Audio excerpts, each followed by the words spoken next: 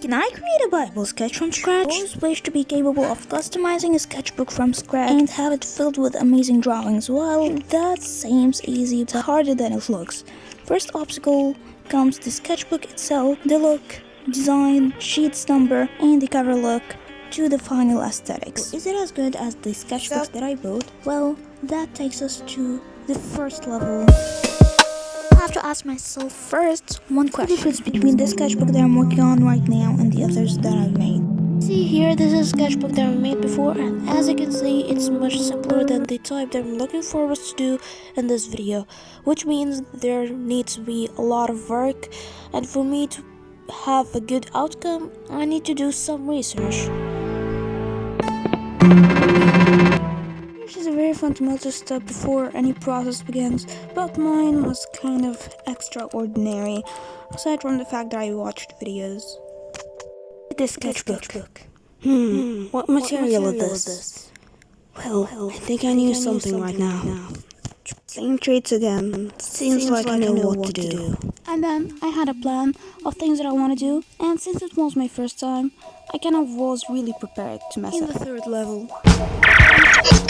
So I started collecting paper together at the beginning. I used a weird way because I didn't find my needle. After I found it, finally things started getting together. Felt like it was going to be very hard, but it turned out to be easy. But I really struggled in this step because of this one thing.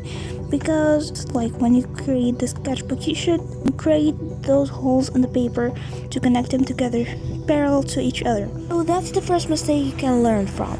Then I realized even after sewing the papers together, it wasn't well held together, so I added this piece of paper so I can finish my work.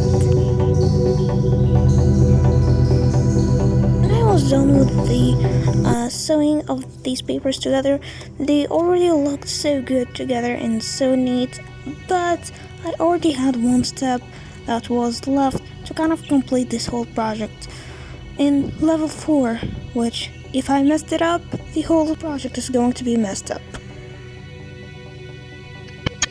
So the first step was to plan how to create my cover. And after all that planning, after some sticking and cutting and drawing, I've created the cover. And now it's just time to stick it to the sketchbook pages themselves using the plan that I created. So working on the cover, I made a very bad mistake. Instead of using big tape, I used a very small one, which was the worst decision so far. So here's the thing, when you're using a tape to connect the pieces that create your cover, make sure that the tape is big enough and also that the paper is not weak, which was the big mistake that I accidentally fixed after I covered the paper again to hide the tape, which was a big disaster. After I used my double-sided tape to fix this problem and hide the tape that I used from both sides to make the papers hold onto each other, things were already looking good. The result from the double tape solution created another problem. I realized that I had to do this. So things I learned. Poor planning caused all of the mess ups in this video. So if you don't want to mess up, have a proper research and plan before starting whatever project that is. And when I'm done with these tips, I will show you the ending result. Don't use something that's not sharp to cut the paper so you can sew them together later. Don't be like me and use a pen. Use a needle. Anything sharp. Don't use a tape that can't hold your cover well. Wanna take making sketchbooks or notebooks seriously, you have to find a material for the cover. Time to show you the ending results.